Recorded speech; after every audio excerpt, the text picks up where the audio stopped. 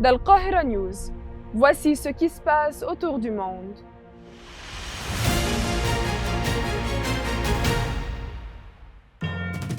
Tension et attente après un nouvel assassinat au Liban.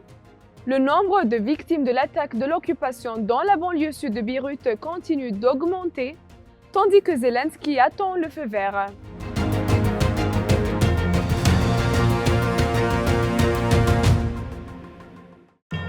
Un nouvel assassinat a été mené par les forces d'occupation dans la banlieue sud de Beyrouth, entraînant la mort du numéro 2 du Hezbollah, Ibrahim Oqil, commandant de la force Radwan.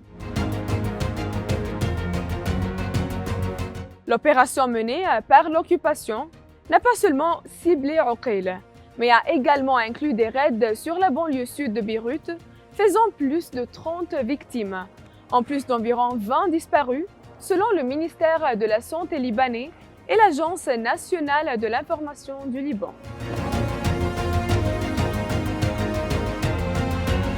Plus personne dans le monde n'est pas en sécurité, a déclaré le ministère des Affaires étrangères libanais lors d'une session au Conseil de sécurité de l'ONU, en parlant des cyberattaques récentes au Liban qui ont fait des milliers de victimes civiles parmi les blessés. Le ministre des Affaires étrangères libanais a adressé un discours fort au Conseil de sécurité, affirmant que soit le Conseil impose à Israël de cesser son agression et sa guerre sur tous les fronts et de permettre le retour des déplacés dans leur pays, soit tout le monde sera témoin silencieux dans la grande explosion, et ça selon ces termes.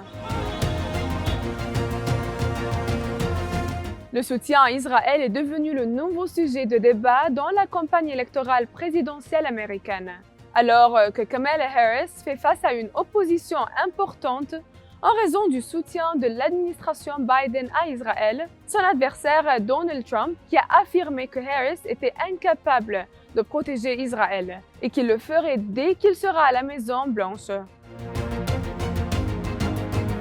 De l'autre côté, dans la guerre russo-ukrainienne, le président ukrainien Zelensky a confirmé qu'il n'avait pas obtenu le feu vert de Washington et de Londres pour utiliser des missiles à longue portée contre la Russie, par crainte d'une escalade. La déclaration de Zelensky intervient alors que le ministère russe de la Défense a annoncé avoir abattu 100 drones ukrainiens sans faire état à de victimes, mais avec des dégâts matériels limités. La région de Noto, au centre du Japon, a été le théâtre d'une nouvelle catastrophe, et ça après le tremblement de terre de janvier dernier. Des pluies torrentielles sans précédent ont conduit les autorités à émettre des ordres d'évacuation pour des dizaines de milliers de résidents, provoquant ainsi des coupures de courant pour plus de 5000 foyers, tandis que 2 personnes ont été portées disparues dans la ville de Wajima.